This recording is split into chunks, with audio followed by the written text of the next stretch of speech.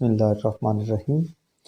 آج ہم Broad sheet company اور انٹرنیشنل ایسٹ ریکوری کمپنی کے ساتھ جو پاکستان کے ایگریمنٹ ہوئے ہیں وہ ہمارا موضوع ہے۔ آج ہم دیکھیں گے کہ ان کمپنیز کے ساتھ جو ایگریمنٹ ہوئے ہیں ان سے ملک اور قوم کو کیا حاصل ہوا ہے، اور ہم یہ بھی دیکھیں گے کہ یہ معاہدات کس نیت سے کیے گئے، کس تعلق کی بنیاد پر کیے گئے، اور ان میں جو کک بیکس ملی اس سے ملک اور قوم کو کیا سیٹ بیک لگا۔ اور میرا یہ موضوع ہرگز نہیں کہ یہ کس پارٹی اور کس گورنمنٹ نے کیے، کس نے اس کو چیک نہیں کیا۔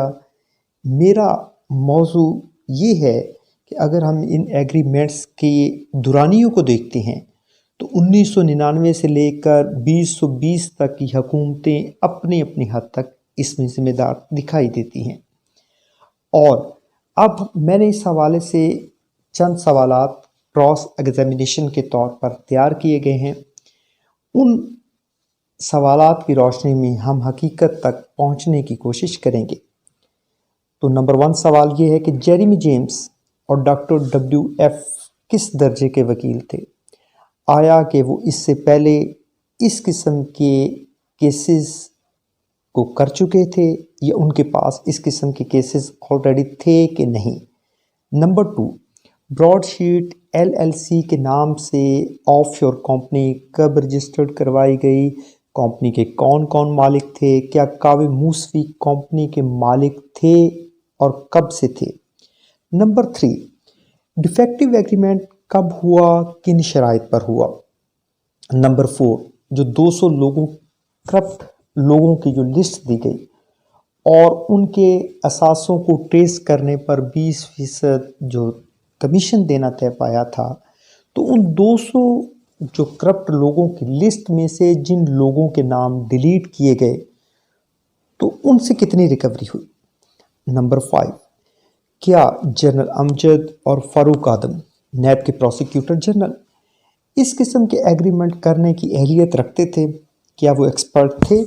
نمبر 6، نیب نے بھٹو فیملی کے ساتھ کے اثاثوں کا کھوج لگانے کے لیے انٹرنیشنل ایسٹ ریکوری کے ساتھ بھی ایگریمنٹ کیا، اور جب پیپلز پارٹی سے NRO ہو گیا تو اس معاہدے کا، اس ایگریمنٹ کا کیا بنا؟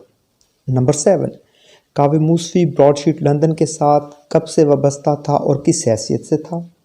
نمبر 8، جیری جیمز کتنی مرتبہ پاکستان آئے اور نیب سے کتنی مرتبہ ملے اور کس کس مد میں کتنی رقم وصول کی؟ کیا اس کا ریکارڈ کوئی ہے؟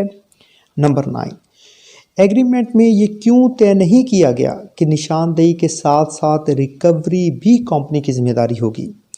نمبر 10، اگر ایگریمنٹ غلط ہوا تھا تو 1999 سے لے کر 2003 تک ایگریمنٹ پر نظر ثانی کیوں نہیں کی گئی؟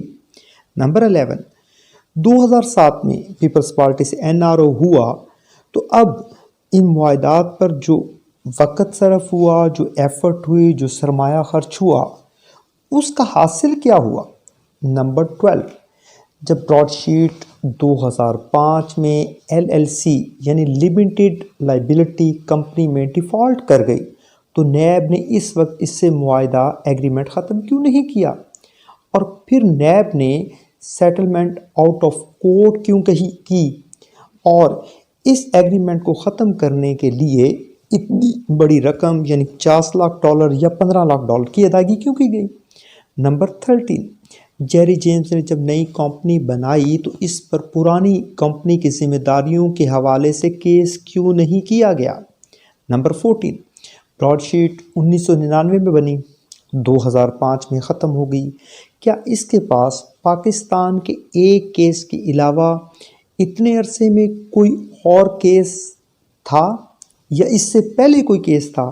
نمبر 15، نیب کے اگر چیئرمینز یہ مانتے ہیں کہ براڈ شیٹ نے نیب کو دھوکہ دیا، چیٹ کیا، تو اس پر کوئی کارروائی ثالثی عدالت میں جانے سے پہلے کیوں نہیں کی گئی؟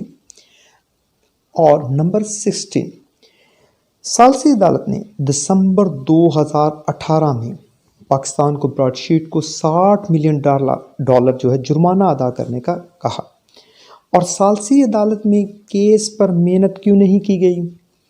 اور اب لندن کی ہائی کورٹ میں ثالثی عدالت کے فیصلے کے خلاف جب پٹیشن دائر کی جاتی ہے تو حیرانگی کی بات یہ ہے اور بڑی ایک دردناک صورتحال یہ ہے کہ پاکستان کی جو وکالت کر رہے تھے احمد بلال صوفی صاحب، وہ ایڈوکیٹ صاحب کہتے ہیں کہ میں حیران ہوں کہ مجھے اس ایگریمنٹ کے متعلق کسی قسم کا کوئی ڈاکومنٹ نہیں دکھایا گیا، اور یہاں تک کہ اصل ایگریمنٹ کا ریکارڈ ہی نہیں آفس سے ملا۔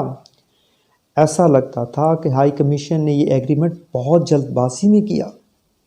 نہ جانے یہ ایگریمنٹ کرتے وقت کس نیت سے کیے گئے، کس تعلق کی بنیاد پر کیے گئے، اور ان کک بیکس کے اثرات کس حد تک تھے کہ وہ جلد سے جلد ایگریمنٹ سائن کیے گئے۔ نمبر، اگر یہ چیز ہے کہ یہ ایگریمنٹ کا ریکارڈ ہی وکیل صاحب کو نہیں دکھایا گیا تو کس طریقے سے کیس کو پرسو کرتے، کیس کو ریپریزنٹ کرتے۔ اب یہ چیز ہے کہ یہ فالٹس، یہ نقائص عدالت کے سامنے لانے چاہیے تھے کہ یہ کمپنی کے کتنے مالک ہیں۔ آؤٹ آف کورٹ سیٹلمنٹ ہونے کے باوجود کمپنی ثالثی عدالت میں کیوں گئی؟ کمپنی نے معاہدہ واپس لینے پر جو رقم $50 لاکھ یا $15 لاکھ لیے، اس کی واپسی کے لیے چارہ جوئی کیوں نہیں کی گئی؟ جب کمپنی 2005 میں LLC میں ڈیفالٹ کر دی تو کیا وہ کیس دائر کرنے کی اہل تھی کہ نہیں؟